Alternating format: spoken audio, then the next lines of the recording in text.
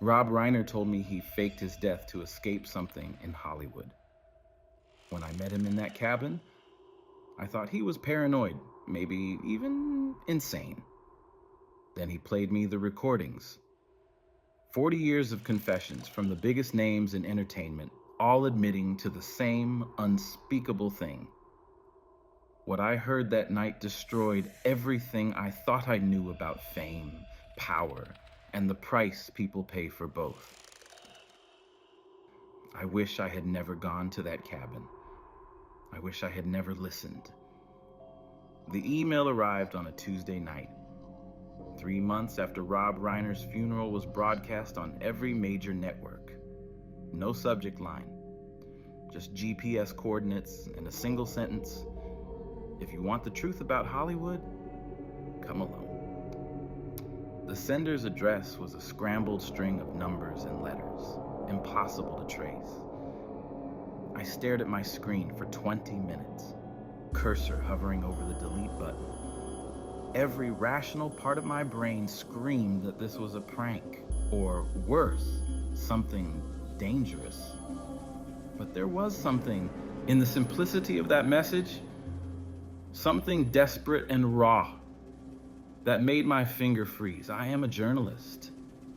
I have spent 15 years chasing stories that nobody else wants to touch, diving into the shadows where truth hides from the light. But I had never received anything like this. The coordinates led to somewhere in rural Oregon, hours away from any major city, buried deep in forest territory where cell service dies and civilization becomes a distant memory. I told myself I would just drive up, scope it out from a distance, maybe take a few photos and leave. I told myself a lot of things that turned out to be lies. The drive took 6 hours. The last 2 were on roads that barely deserved the name. Gravel paths that wound through dense pine forests where the branches formed a canopy so thick that even midday felt like dusk. My phone lost signal about 90 minutes in. I had written the coordinates on paper, old school, like some kind of detective from a noir film. The GPS on. My car dashboard flickered and died as I went deeper into the wilderness. I was navigating by instinct and a printed map I had grabbed from a gas station, the kind tourists buy as souvenirs and never actually use. When I finally found the cabin, my hands were shaking on the steering wheel. It was small, almost hidden among the trees, with a rusted metal roof and windows so darkened by grime they looked like dead eyes. Smoke curled from a crooked chimney. Someone was inside. I sat in my car for a full 10 minutes, watching, waiting for any sign of movement. The forest around me was completely silent. No birds, no wind. Just the ticking of my cooling engine and the thunder of my own heartbeat in my ears. I got out of the car slowly, leaving the keys in the ignition, telling myself I could run if I needed to. The cabin door opened before I reached it, and there he was. Rob Reiner, alive, unmistakable, even though he looked like he had aged 20 years in the 3 months since his supposed death. His hair was completely white now, unkempt and wild. His face was gaunt, carved out by weight loss and stress. But the eyes were what stopped me cold. Those were the eyes of a man who had not slept properly in years, haunted and hollow, darting past me to scan the tree line as if expecting something terrible to emerge from the shadows. He did not greet me. He did not shake my hand or offer any pleasantries. He just stepped aside and gestured for me to enter, his movements quick and jerky, like a prey animal that has learned to expect attack from every direction. I walked into that cabin and the door slammed shut behind me with a finality that made my stomach drop. The interior was sparse, almost militaristic in its efficiency. A single cot in the corner, a table covered in papers and recording equipment. boxes stacked against every wall, each one labeled with years. 85, 1990, 1991, 95, 2000, 2005. Decades of something, archived and waiting. Rob locked the door. 3 separate locks. Then he moved to the windows, checking each one, pulling down makeshift curtains made from dark blankets. Only when he was satisfied that we were completely sealed off from the outside world did he finally turn to face me. His voice, when he spoke, was a dry rasp, the sound of someone who had not used it much lately. "You came alone?" I nodded. He studied me for a long moment, searching my face for something, though I could not tell what. Deception, maybe, or weakness. "Good," he finally said, "because what I'm about to show you will make you a target. Just like me." He walked to the table and placed his hand on an old reel-to-reel recorder, the kind they stopped making in the 1980s. Next to it sat dozens of cassette tapes, then CDs, then digital hard drives. An evolution of technology, all dedicated to capturing the same thing. "I have been recording them for 40 years, he said, and his hand trembled as it rested on the machine. "Every confession, every admission, every piece of proof that Hollywood's power is built on something most people cannot even imagine." But what Rob did not tell me in that moment, what I would only learn hours later, was that his recordings had already gotten 12 people killed. Rob poured 2 glasses of whiskey with hands that would not stop shaking. He did not ask if I wanted one. He just pushed the glass across the table toward me and downed his own in a single burning gulp. Then he sat down heavily in a wooden chair that creaked under his weight and began to speak, his words tumbling out like he had been holding them back for so long that they were finally breaking through a dam. "It started in 1982, he told me. He was young then, hungry, making a name for himself in an industry that chewed up and spit out ambitious directors every single day. Hollywood was not the glamorous dream factory that people imagined from their living rooms. It was a battlefield. Alliances shifted like sand. Friends became enemies over a single bad review. Careers were destroyed with whispered rumors at the right party, in the right ear.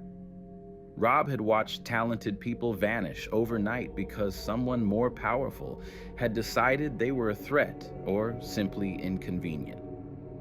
So he started recording. Nothing sinister at first, just insurance. He installed a small microphone in his home office, hidden inside a hollowed-out book on his shelf. Another one in the screening room where he hosted private viewings for producers and studio executives. It was purely defensive, he insisted, his voice rising slightly as if he needed me to understand this point. He wanted leverage, documentation, proof of who said what, who promised what, who stabbed whom in the back when the lights went down and the real business of Hollywood began. For the first 5 years, the recordings were exactly what he expected. Boring, mostly. Contract negotiations. Affairs that everyone already suspected. Cocaine-fueled rants about other directors. Petty jealousies and backstabbing that would have made for decent gossip, but nothing more. Rob kept the tapes anyway, meticulously labeled and stored, building an archive of the mundane cruelty that powered the entertainment industry. He thought he was collecting ammunition for a career war. He had no idea he was documenting something far darker. The shift happened at a party in 1987. One of those exclusive gatherings at a Malibu estate where the guest list read like the opening credits of the biggest films of the decade. Rob had worn a wire that night, a tiny recorder tucked into his jacket pocket, its microphone disguised as a button. He was not even trying to capture anything specific. It had just become habit by then, like checking his reflection before leaving the house. He mingled, drank expensive wine, laughed at jokes that were not funny because that was what you did when your career depended on being liked. Late in the evening, he found himself near a group of 3 men standing on a terrace overlooking the dark ocean. A-list actors, names that everyone in America knew, faces that had sold millions of tickets and made studios billions of dollars. Rob was about to join their conversation when something in their tone made him pause. They were not talking about films or deals or the usual industry gossip. Their voices were low, almost reverent, and they kept glancing around to make sure nobody else was listening. He caught fragments at first, phrases that made no sense in the context of a Hollywood party. The next gathering is scheduled for October. We need to make sure the new ones understand what is expected. The offering has to be significant this time. Last year was too small. Rob felt something cold slide down his spine. The way they spoke, the coded language, the secrecy, it felt wrong. Not business wrong, something deeper, something ancient and ritualistic that did not belong in a world of movie premieres and award shows. He moved closer, pretending to admire the view, and his recorder captured every word for the next 12 minutes. They talked about preparation rituals, about maintaining the legacy, about what they owed to something they only referred to as the foundation. One of them, an actor who had won an Oscar 3 years earlier, said something that Rob would replay 1,000 times in the years that come, trying to make sense of it. I know it feels wrong at first, but you cannot build an empire without sacrifice. Real sacrifice. Our grandfathers understood this. We forget it at our own peril. Rob left that party early, his mind racing, trying to rationalize what he had heard. Maybe it was a fraternity thing. Some kind of exclusive club for powerful men who liked to pretend they were part of something mystical and important. Hollywood was full of that kind of nonsense. Scientology, Kabbalah. Every few years, some new spiritual movement swept through the industry and convinced rich people they were enlightened. He almost deleted the recording. Almost. But he did not. And over the next decade, he kept recording. He started targeting specific people, specific events, private dinners, and intimate gatherings where he suspected the same coded language might surface again. And it did. Over and over. Different people, different years, but always the same phrases. Always the same reverent tone when they spoke about the gatherings. Always the same careful vagueness about what actually happened at them. By 1997, Rob had hundreds of hours of recordings. A pattern was emerging, clear and undeniable. This was not a club. This was not role-playing or spiritual theater. This was something organized, something deliberate, something that had been operating in Hollywood for far longer than Rob had been alive. And the more he recorded, the more he realized that nearly everyone at the highest levels of the industry was involved. What he did not realize yet was that they had known about his recordings from the very beginning. Rob stood up from the table and walked to the boxes stacked against the wall. He pulled one down, the cardboard worn and splitting at the corners, and dumped its contents across the table between us. Cassette tapes scattered like dominoes, each one labeled with dates and locations in handwriting that grew progressively more frantic over the years. His fingers moved across them with the familiarity of someone who had touched these objects 1,000 times, selecting one from 1993, another from 1996, a third from 1999. He lined them up in chronological order, a timeline of horror that I did not yet understand. The obsession had consumed him entirely by the mid-90s, he explained. His film career had become secondary, almost an inconvenience that pulled him away from his real work. He was no longer just recording conversations that happened to occur in his presence. He was hunting them. He began accepting dinner invitations not because he wanted to network or socialize, but because he knew certain people would be there. People who had used the coded language. People who belonged to whatever this thing was. He installed recording equipment in his cars, in his beach house, even in a rental property he owned that he would casually offer to industry friends for weekend getaways. Everywhere he could plant a microphone, he did. And the recordings kept coming. A beloved comedian in 1994, laughing as he described what he called the preparation week before a gathering, talking about fasting and isolation and mental exercises that sounded less like meditation and more like psychological conditioning. A famous actress in 1995, her voice slurred from wine, confessing to a friend that she almost backed out of her first gathering, that she had stood outside the venue for 20 minutes trying to work up the courage to enter, but that she knew refusing was not really an option.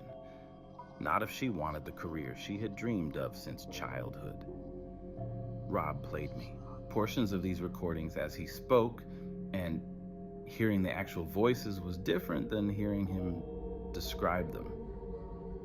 These were not anonymous confessors. These were people whose faces I had seen a million times, voices I recognized from films I had loved, and they were talking about something that made my skin crawl. The casualness of it was somehow worse than if they had sounded frightened or coerced.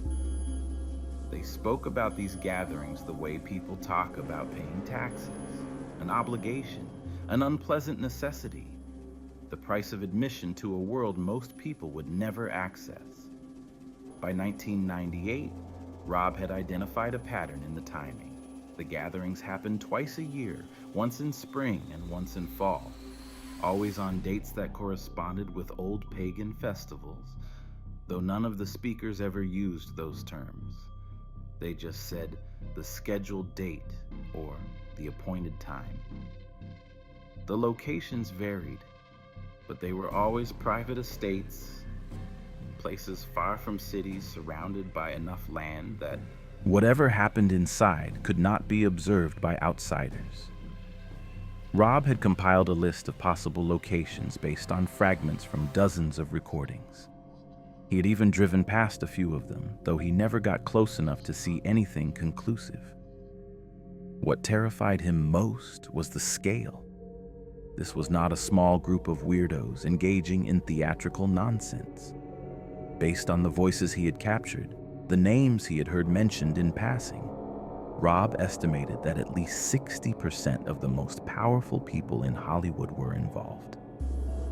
Producers who controlled billion-dollar studios, directors whose films defined entire generations, actors whose faces were more recognizable than presidents.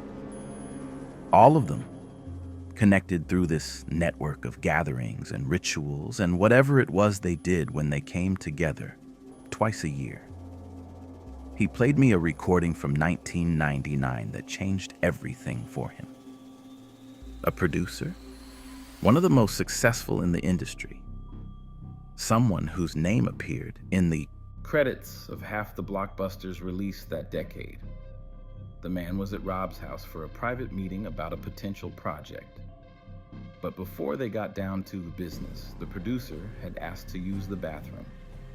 Rob's recorder captured what the man said to himself in the mirror, thinking he was alone.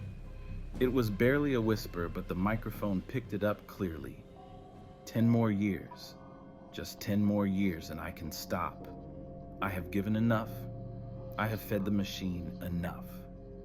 Rob's voice cracked when he told me about hearing that recording for the first time because it confirmed what he had been suspecting but did not want to believe. This was not voluntary, not really. These people were not gathering out of shared belief or genuine devotion to some cause. They were trapped in something that demanded feeding, something that extracted a cost from them that went beyond money or reputation. He spent the next several years trying to figure out what the machine was, what it actually meant. He cross-referenced the dates of gatherings with industry events, with film releases, with box office numbers. He looked for patterns in who succeeded and who failed, who rose to the top, and who mysteriously flamed out despite having all the talent in the world. And he found correlations that should not have existed. People who missed gatherings often saw their careers collapse within months. Films that were expected to fail became massive hits right after spring or fall gatherings. It was as if success itself was being distributed according to rules that had nothing to do with talent or luck. But Rob's research had attracted attention. By 2003, he started noticing things. His home had been entered while he was away. Nothing stolen, but small items moved, just enough to let him know someone had been inside. His phone developed strange clicks and echoes. People he had known for years suddenly stopped returning his calls. They were watching him, and they were deciding what to do about the man who had been recording their secrets for 2 decades. Rob's hands were steadier now as he selected a digital recorder from the table. Something from the early 2000s with a small LCD screen that flickered when he pressed the power button. He scrolled through files, his jaw tight, until he found what he was looking for. A recording from 2004. He looked at me before pressing play, and in his eyes I saw something that might have been an apology. "This one is different," he said quietly. "This one will make you understand why I had to disappear." The voice that came through the small speaker belonged to a man I recognized instantly. An actor who had defined action cinema for 3 decades. A face that had been on lunchboxes and posters in every bedroom in America. He was in Rob's screening room, alone with 2 other industry veterans. And they were drunk. Not sloppy drunk, but loose enough that their words came without the usual Hollywood filter. They were talking about a gathering that had happened the previous month. The actor described it in detail. The estate was in Northern California, hidden behind gates and private security that made sure no unauthorized person could get within a mile of the property. Inside, the attendees wore specific clothing, all black, no jewelry, nothing that could identify them if photographed. There were always newcomers at these events, he explained. Young actors or directors who had just reached a certain level of success and were being initiated into what he called the real Hollywood. The way he described their faces, the fear and confusion and desperate desire to belong, made my stomach turn. But it was what came next that made Rob pause the recording and look at me with hollow eyes. The actor talked about the ritual itself, not in vague terms or coded language, but explicitly. He described a room in the center of the estate where everyone gathered in a circle. He described chanting in a language that none of them understood, but that they had all been taught phonetically. He described the moment when something was brought into the center of the circle. He did not say what it was directly, but the way he talked about it, the reverence mixed with disgust in his voice, made it clear this was not symbolic. This was not theater. "You tell yourself it is necessary," the actor said on the recording, his words slurring slightly. "You tell yourself that everyone who matters has done this, that it is the price, that the power you receive in return is worth it. But when you're standing there, watching, participating, you know exactly what you're doing. You know what you have become. Rob stopped the recording. The silence in the cabin was suffocating. I realized I had been holding my breath. That is not even the worst one, Rob said, and there was no emotion left in his voice. He had listened to these recordings so many times that he had gone numb to them. I have dozens like this. Different people, different years, but all describing the same basic event. All admitting to the same thing. He pulled out a notebook, pages filled with his handwriting, names and dates and locations, all cross-referenced with obsessive precision. He had been building a case, he explained, like a detective investigating a serial crime. He had recordings of people discussing what happened to those who tried to leave. A director who had attempted to walk away in the late 90s was found dead 6 months later. Officially ruled a suicide, but 3 separate recordings mentioned his refusal to attend gatherings and the decision that had been made about him. An actress who started talking to a therapist about what she had witnessed at these events died in a car accident 2 weeks later. The brakes had failed on a brand new vehicle. The pattern was unmistakable. This organization, whatever it was, had been operating for generations. Rob had found references in older recordings to fathers and grandfathers who had participated. This was legacy power, passed down through families, maintained through ritual and fear and the distribution of success to those who complied. Hollywood was not built on talent or luck or even connections in the traditional sense. It was built on participation in something ancient and evil that demanded regular offerings in exchange for fame and wealth and influence. Rob had recordings of over 40 major industry figures admitting their involvement. He had testimony describing the rituals in explicit detail. He had evidence of deaths connected to people who tried to expose or escape the organization. And he had been sitting on all of it for years, paralyzed by fear and the knowledge that releasing it would likely mean his own death. "Why did you keep recording?" I asked him, my voice barely above a whisper. "Once you knew what this was, why did you keep gathering evidence?" Rob looked at me, and for the first time since I arrived, I saw something other than fear in his expression. I saw rage.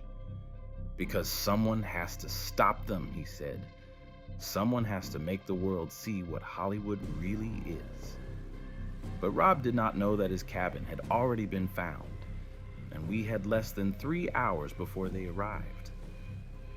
Rob walked to the corner of the cabin where a locked metal case sat partially hidden beneath a tarp.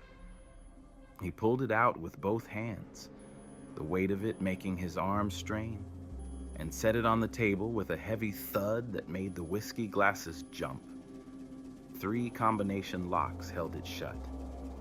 His fingers moved over the numbers automatically, muscle memory from opening this case countless times before. When the last lock clicked open, he paused with his hands on the lid and looked at me with an expression I could not quite read. Warning, maybe, or grief. Inside were 6 hard drives, each one labeled with a single name and a year. The names made my blood run cold. These were not mid-level players or character actors trying to stay relevant. These were legends. People whose work had shaped cinema itself. People who had won every award, broken every record, whose influence stretched far beyond film into politics and culture and the very fabric of American life. And each drive contained something they had confessed directly to Rob. He selected one from 2015.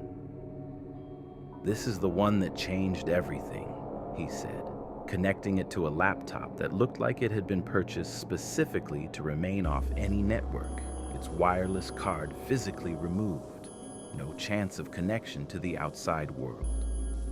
The file he opened was audio only, time-stamped March 2015. location tagged as Rob's home in Los Angeles.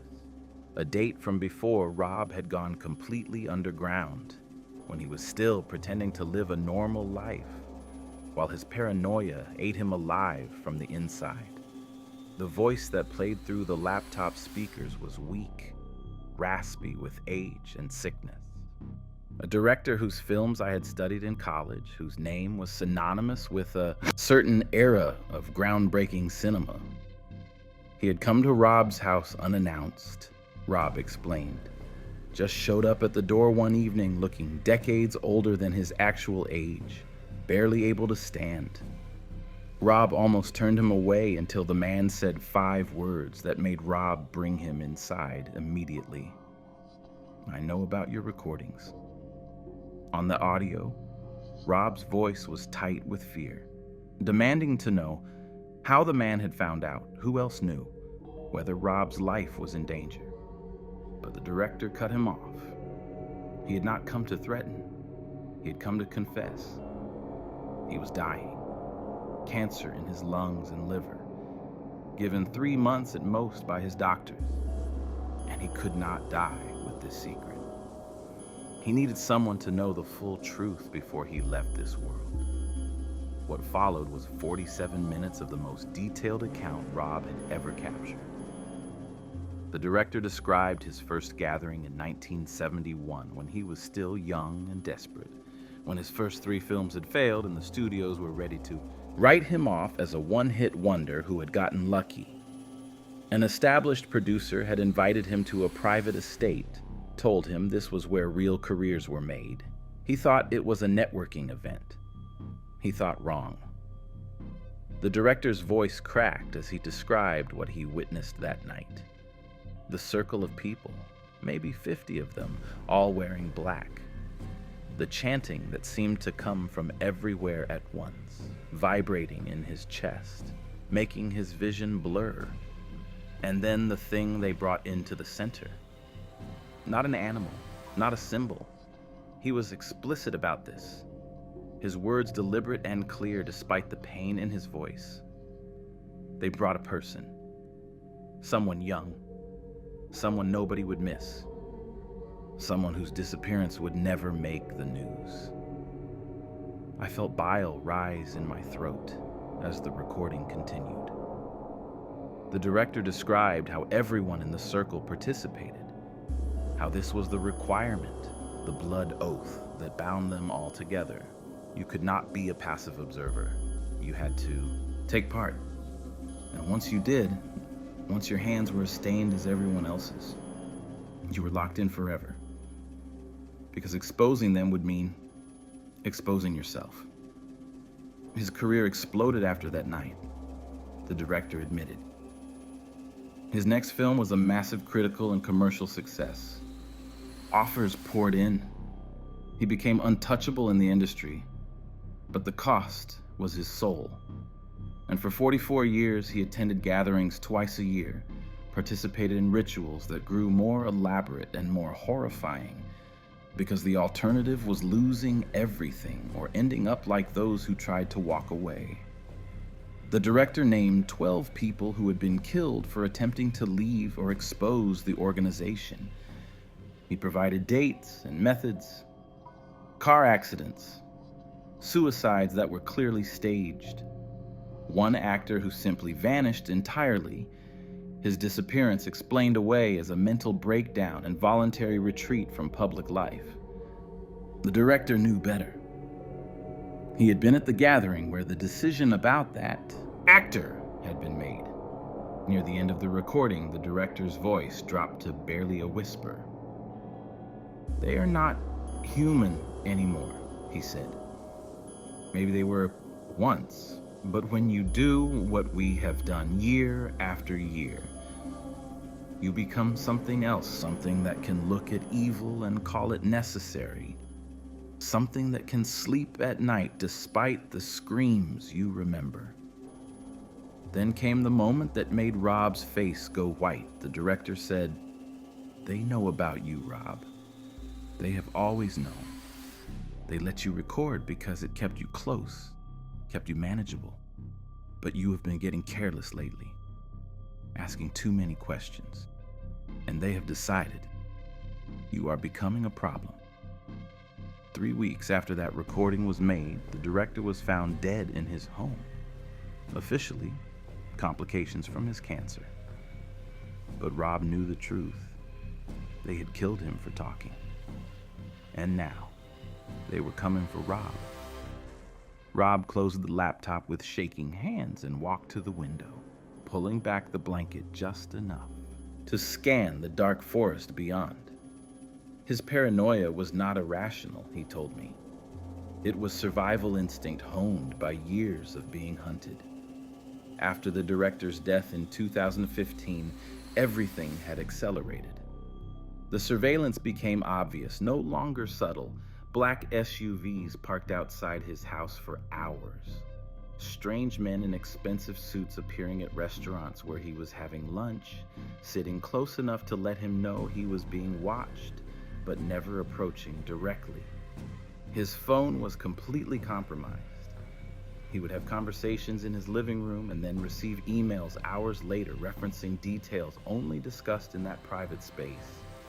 His computers were hacked repeatedly, files copied, his entire digital life laid bare.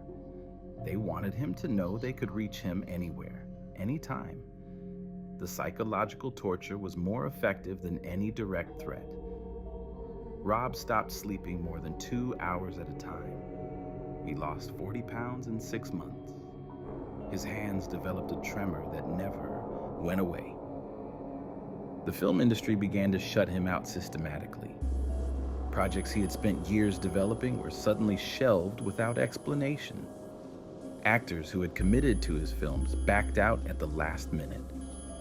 Studio meetings were canceled and never rescheduled. His agent stopped returning calls. It was a coordinated isolation campaign designed to strip away his professional life piece by piece until he had nothing left but his recordings and his terror. But what finally broke him was the threat against his family. In late 2016, his daughter received a package at her apartment in New York. Inside was a photograph of her walking to work that morning, taken from close range. No note, no explanation, just the photograph. The message was clear. We can get to anyone you love, anytime we choose. Rob made the decision that night. He had to disappear, and his family had to believe he was really dead. It was the only way to keep them safe. Planning his death took 8 months. Rob had money saved, accounts his wife did not know about, cash he had been hiding for years in preparation for this exact scenario. He found a doctor willing to falsify medical records for the right price, creating a history of heart problems that did not exist. He bribed a coroner in a small town in Idaho, someone desperate enough and greedy enough to sign a death certificate without too many questions. The body they cremated was not his. Rob never asked whose it was. He did not want to know. The funeral was televised. Rob watched it from a motel room 3 states away, seeing his wife cry over an urn that contained the ashes of a stranger, seeing his children mourn a father who was still alive. That was the moment he understood the full weight of what he had done. He had not just faked his death. He had killed himself in every way that mattered. Rob Reiner, the director, the husband, the father, was gone. What remained was a ghost with a mission and nothing left to lose. For the next several years, he moved constantly, never staying in one place longer than a few months, always paying cash, always using fake names. He grew his hair out, grew a beard, gained weight, and then lost it again, changing his appearance enough that even people who knew him well might not recognize him at a glance. He watched his own films sometimes late at night in anonymous motel rooms and felt like he was looking at the work of a dead man, which, in a sense, he was. But he never stopped collecting evidence. He had informants now, People on the inside who were tired of the gatherings, who wanted out but were too afraid to leave. They would send him files anonymously, recordings made at recent events, testimony from new initiates who still had enough conscience left to be horrified by what they were being forced to do. Rob's archive grew even in exile, becoming more comprehensive and more damning with each passing year. He had everything he needed to expose them. Hundreds of hours of confessions, names, dates, locations, descriptions of rituals that would make the entire world recoil in disgust. Evidence that could bring down the most powerful people in entertainment and destroy the industry's carefully constructed facade of glamour and respectability. But Rob had one problem. He could not figure out how to release it without getting killed in the process. And that was why he had contacted me. Rob pulled a small flash drive from his pocket and set it on the table between us. It was ordinary, the kind you could buy at any electronics store for $10. But the weight of what it contained made it feel like he had just placed a loaded gun in front of me. "This is a copy of everything," he said, his voice hollow. 40 years of recordings, every name, every confession, every piece of evidence that proves what Hollywood really is. I stared at that tiny piece of plastic and metal, unable to move. Taking it would mean inheriting everything Rob had suffered. The paranoia, the isolation, the constant fear of being found. But leaving it here would mean letting this secret die with him in this forgotten cabin in the woods. Rob was giving me a choice, but we both knew it was not really a choice at all. He started playing more recordings as the night deepened, one after another. An endless parade of famous voices admitting to unspeakable things. I heard an actress describe her first gathering with the detached tone of someone recounting a dental appointment. I heard a producer laugh about how the newest initiates always looked so shocked, as if they had expected something different. I heard conversations about who would be next, which rising star had reached the level of success that required invitation, which young director needed to be brought into the fold. The hours blurred together. Rob kept checking the windows, his anxiety increasing as dawn approached. He was talking faster now, more frantic, as if he knew time was running out and he had to make me understand the full scope of what he had uncovered. This was not just about Hollywood, he insisted. The organization had connections to political power, to media empires, to technology companies that controlled information flow for billions of people. The gatherings were just one part of a larger network of control that reached into every corner of influence and wealth. I wanted to leave. Every instinct screamed at me to walk out of that cabin, get in my car, and forget this night had ever happened. But I could not stop listening. The recordings were too specific, too consistent, too real. This was not the rambling of a paranoid mind. This was documentation of systematic evil operating at the highest levels of society. As the first light of dawn started to filter through the cracks in the blankets covering the windows, Rob pressed the flash drive into my palm and closed my fingers around it. His grip was desperate, his eyes wild. "If something happens to me," he whispered, "someone has to know this existed. Someone has to carry this forward." I nodded, unable to speak, and Rob finally released my hand. I left that cabin as the sun rose over the forest, the flash drive burning in my pocket like a hot coal. The drive home took 6 hours, but I do not remember any of it. My mind was spinning with everything I had heard, trying to process the implications, trying to decide what to do with this burden Rob had placed on me. When I finally got home, I sat at my desk for 3 days staring at that flash drive, too terrified to plug it in, too haunted to throw it away. Then the news broke. Rob Reiner found dead in a remote cabin in Oregon. The official story was suicide, depression, isolation. The tragic end of a once great director who could not handle obscurity. I knew better.